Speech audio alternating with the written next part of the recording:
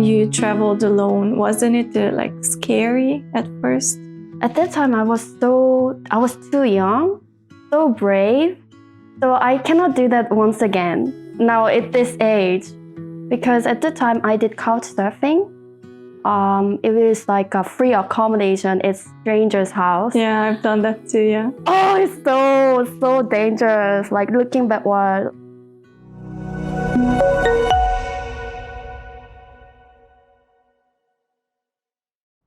So today's guest is Sulki.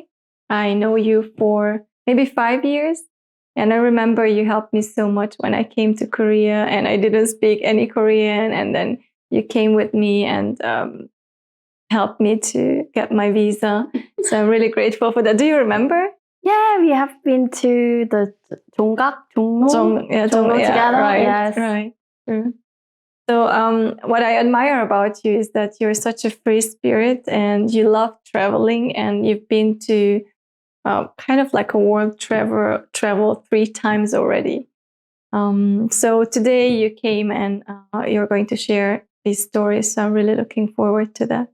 Can you just, before we start, tell me like these 3, when did you go on these world travels?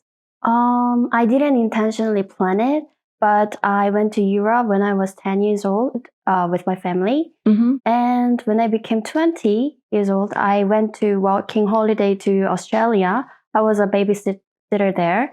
And then with the money, I didn't want to just go back to my home country. I just wanted to see another world.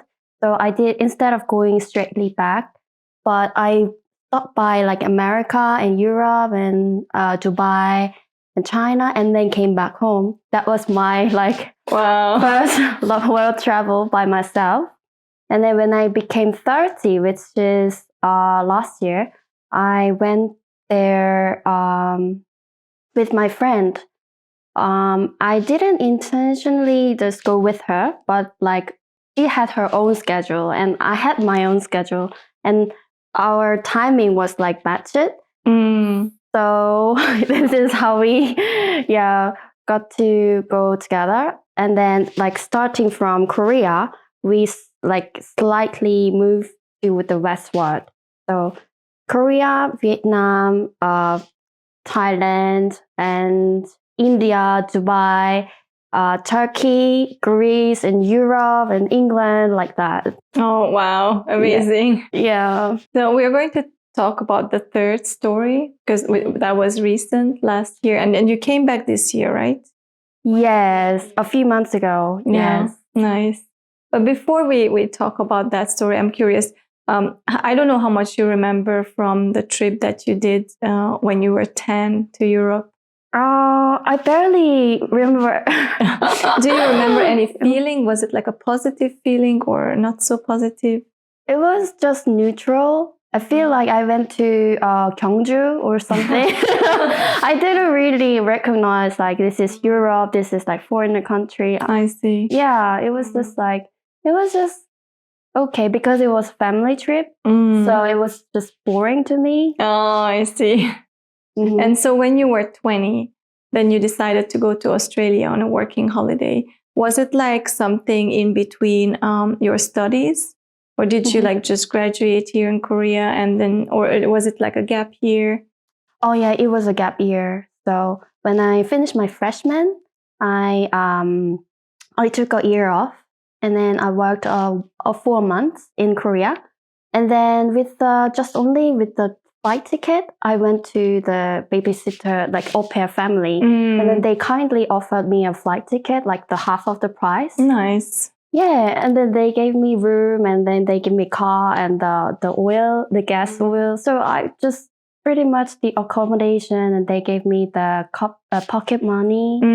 So yeah, it was really affordable. Yeah, like how long did you spend with that family? For 6 months. Oh, I see. Yeah. And then afterwards, like you earned some money there, and then you continued traveling. Like how long was that in total? It was like in total like 10 months. So after that family, I just traveled Sydney for a month, and then America for a month, and then Finland for a month, Wow. and then stop by Sweden for 1 day, and then Dubai for a week, then China for like a couple of years. Wow. How did you decide on your destination? Just like wherever you... Oh yeah, actually I actually planned it. So after Australia, there was my dream company. It was in Pennsylvania in America. So I wanted to visit the company for myself. So I visited there. And then on the way, I like stopped by LA or New York. And then I went to Finland to see the school. I wanted to study in Finland somehow. But it didn't work out at the end? I didn't really... there's a story. So I wanted to like go to Finland, but when I came back to Korea, I had to stay here for 10 years. That's quite a long time. Yeah. I wonder what story that was. Yeah, there was a chance that I can go to like as an exchange student, but I decided not to. Oh, I see. I tried to stay here. And before we jump into our story today, I'm just curious, like you were 20 and you traveled alone. Wasn't it like scary at first? At that time, I was too young, so brave. So I cannot do that once again now at this age, because at the time I did couch surfing. It was like a free accommodation. It's stranger's house. Yeah, I've done that too. Yeah. Oh, it's so dangerous. Like looking backward, like I met only good people, luckily, but there were like some interesting people. So thank God I am alive. Yeah, traveling as a solo female traveler is not easy. Sometimes, we need to take care. Yeah. Nice. Amazing, but like still a lot of courage to just go. And weren't you afraid that like after you come back to Korea, you won't find a good job? Because in Korea, like your kind of like work history is really important. Was it then easy to find a job after you came back? After I came back, like recent? No, in your 20s. When I was 20, after that one gap year, I didn't straightly go back to my school. I took another gap year. I went to start a company in Taiwan. I see. I learned like programming and like from front end to back end. Like I did like general IT knowledge there. That's really cool. Even now you're working as front end developer, right? Now I'm more like IT support. I see. Yeah. So you've done the whole spectrum of IT. Not really, but that's my dream. That's my goal. Like the whole spectrum of IT. Nice. Okay, then like fast forward 10 years and you were in your 20s, you traveled alone, and now in your 30s, you traveled with somebody. So before you started this travel, can you just describe me how your life was? For the last 10 years? No, just right before starting the travel, just before starting and deciding to go on this trip. Can you just describe me how you've lived? Like, what did you work? What did you do? Okay. So before I went to this trip, I actually planned it to go. When I become 30, I should go. I always had that in my mind. But when I was 29, I got a new job as BSA, which is like business system analyst. So I was like learning a lot from my new company. And then the work burden was too much. And then I wanted to make my full 1 year and then stop and go. But the work burden was too much. So I quit like when I was 8 months. And then I quit the job and then started to like prepare to go. I see. So it was like really, really hectic life. So one of your goals was to take some break and relax while you're traveling? Not really. because I had to move like every 4 days. Oh, okay. So it From wasn't country really to relaxing. country. Yeah, I get it. I had to pack and unpack, pack and unpack every time. And I always had to search new accommodation, new flights, and yeah, I didn't really plan. I went to like country and then planned the next country like that. So I was always busy. So you didn't really have a plan when you started out from here. You didn't have a plan where to go. Right.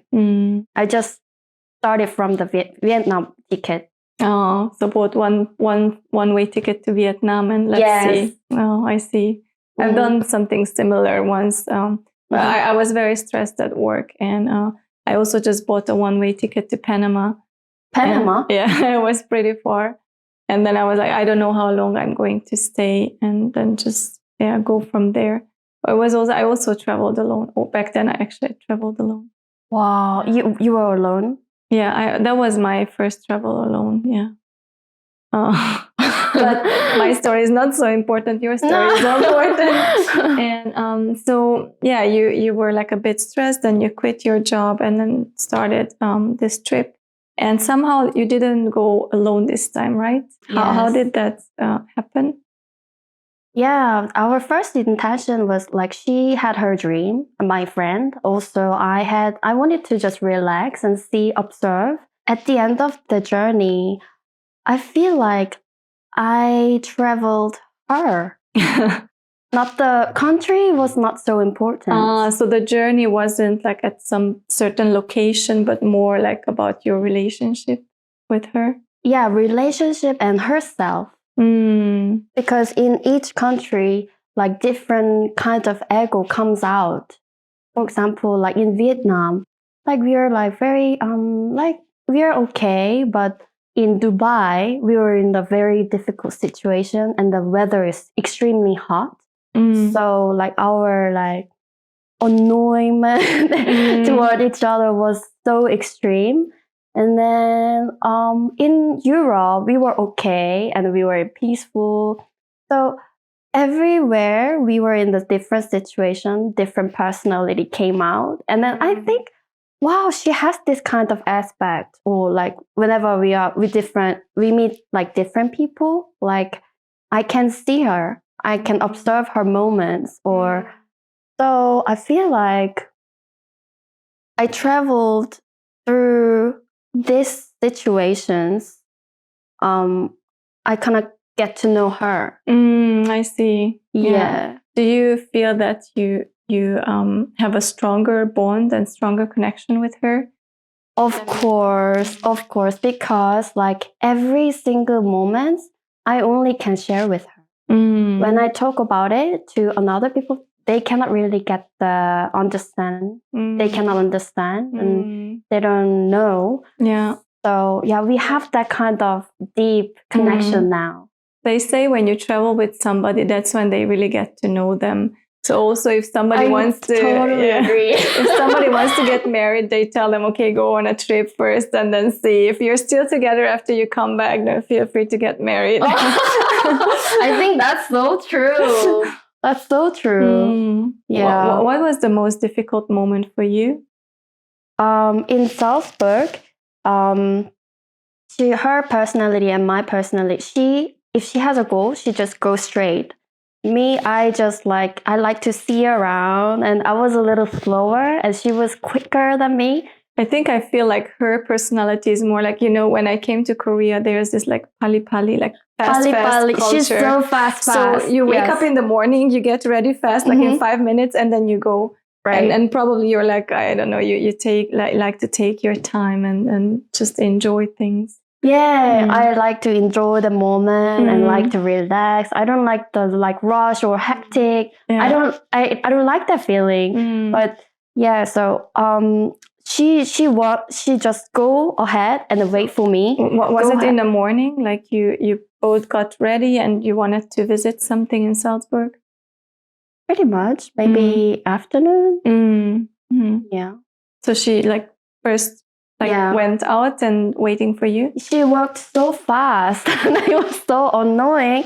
So I just stopped it and then, hey, just let's go separately. Like you enjoy your day, I will enjoy my day. So no, I don't want to just go for. I can't go further with you. I just so that's said what that. you told her. Oh, Yeah, and then she said, okay, and then she spent her day, and I spent my day, and then I looked back myself. Okay, I coincidentally visited one church, and then there was like Jesus and the cross, and then I saw that thing, and then okay, Jesus has died for us, like, but why can't I just like forgive her? Like I just made that, and she also had her um like fellowship, is her own fellowship. So after the day, at the end of the day, we just came back together. And did then you have an Airbnb or a hotel or something? Hotel at the time. Yeah. So she gave me chocolate as apology, and then I said, "Oh, I'm so sorry. I was so selfish." So yeah, we made up on that so day. it lasted only one day. This conflict. Yeah, luckily, but I think it was piled, and then it like burst, like it burst into. Yeah, it bursted out. Bursted out in Austria. I see. I see. Yeah, I think what you mentioned is important. Like if people have two different, and usually people are different and they have different personalities. So it's all about understanding each other. I think you also mentioned how different you were in like she bought a bag and you bought a bag. Right. Yeah. Would you like to explain what kind of like personality differences you had? Having a companion is really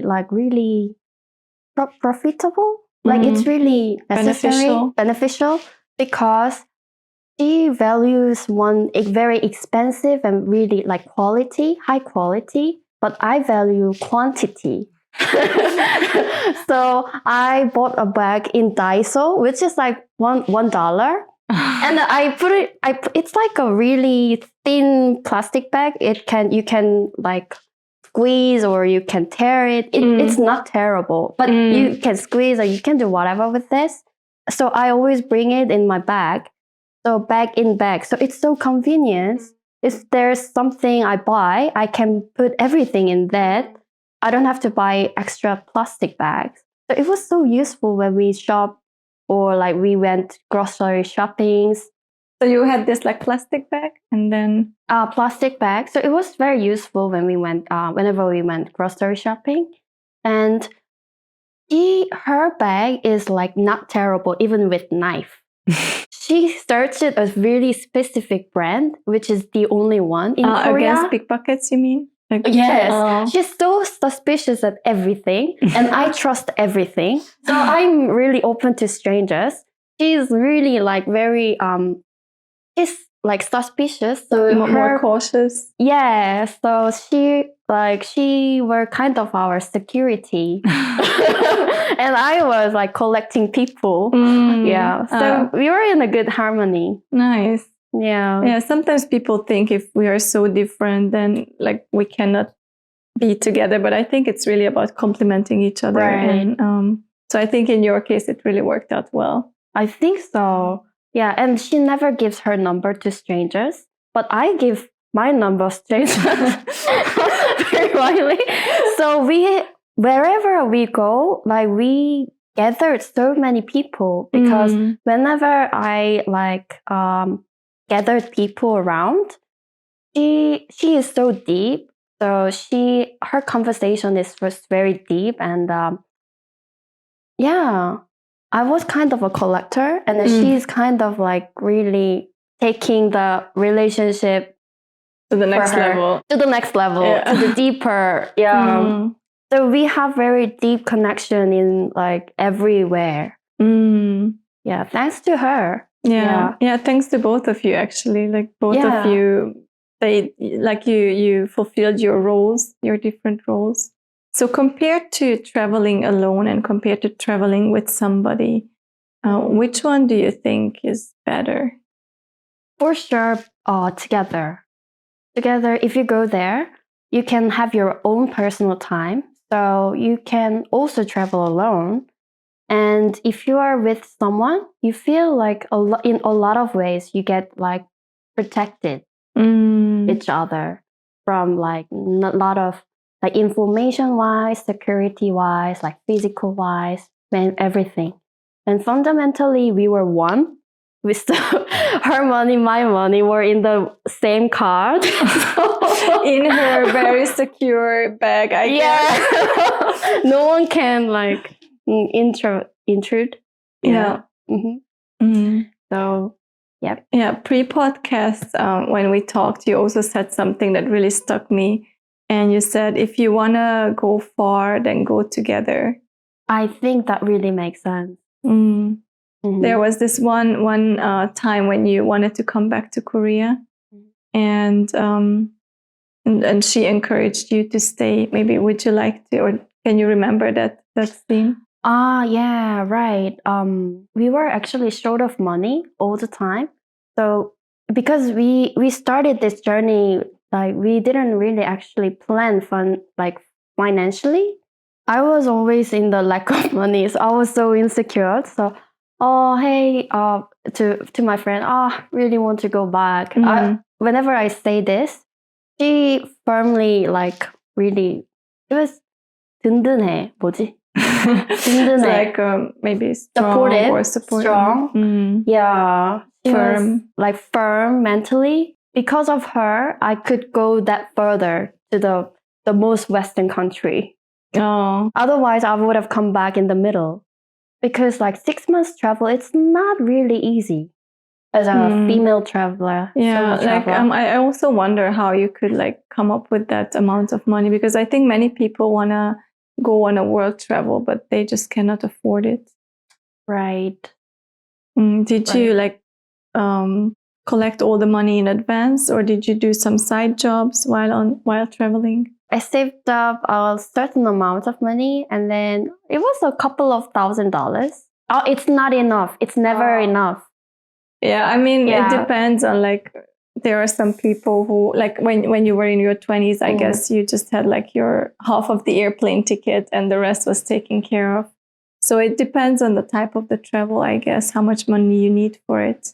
But in your 30s, then you paid everything for yourself, and you didn't plan to do voluntary jobs or becoming a nanny or earning money. So then I guess you need to finance your whole trip by yourself. Yeah. I had a really small side job.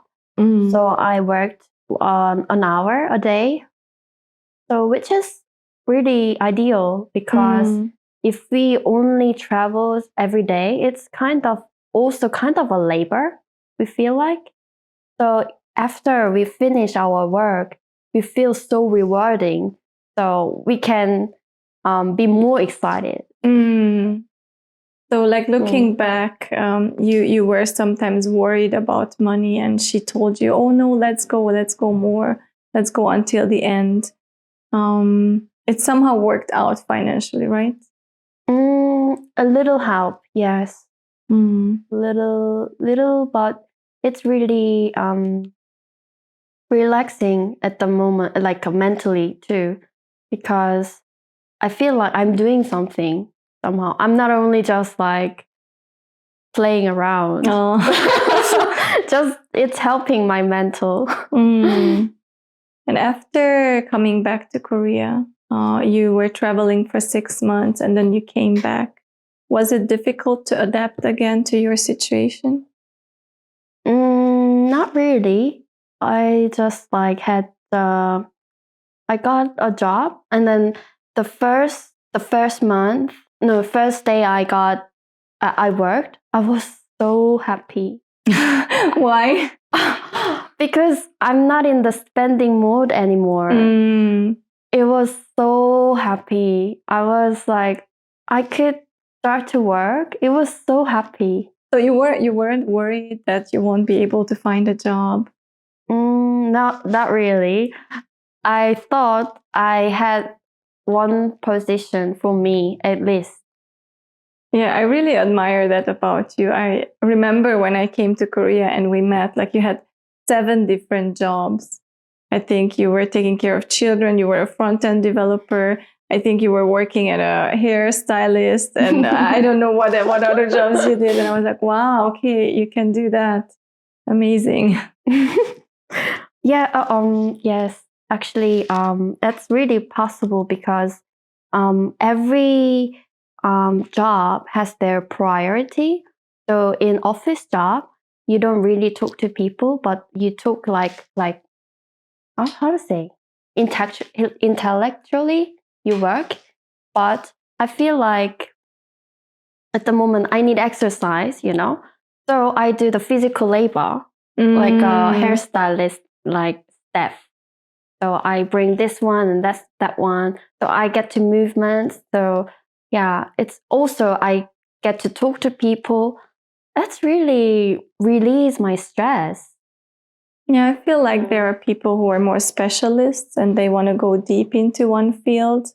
And then there are generalists like you. I consider myself a generalist. Like, we like variety and we want to do a little bit of everything, but not necessarily going deep into one area. Mm-hmm. So in the past, I thought that like being a generalist was something bad because you should be a specialist. But I realized that's not the case. It's just like really different types of people and different types of jobs. So, for example, being an entrepreneur is the best example of being a generalist because you always have to do something different. Sulki, thank you so much for coming and sharing your story with us. Thank you for having me. You're going to have your next world travel in 10 years, I guess. I guess so. Nice. Until then, good luck with everything and see you soon. Okay. Thank you.